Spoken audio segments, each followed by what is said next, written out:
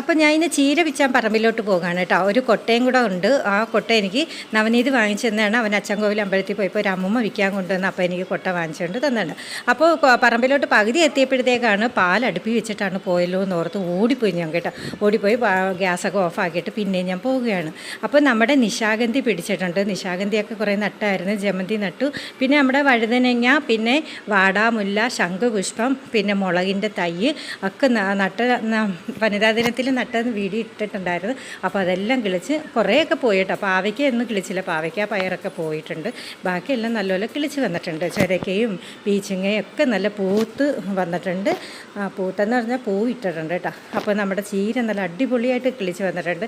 ഇനി നിർത്തിയാൽ അത് വിളഞ്ഞു പോകും. അതുകൊണ്ട് അവനെ കയ്യോടങ്ങ് പിച്ച് ഇന്നത്തേക്കുള്ളതായിട്ട് ഞങ്ങൾക്ക് 4 പേർക്ക് ധാരാളം ഇത്രയും ചീര. അപ്പോൾ ആ കൊട്ടയ്ക്കകത്ത് പറ്റുന്നില്ലായിരുന്നു. അപ്പോൾ കൊട്ട വേറെ, ആ ചീര വേറെ കൈ പിടിച്ചുകൊണ്ട് ഞാൻ അകത്തോട്ട് പോയി.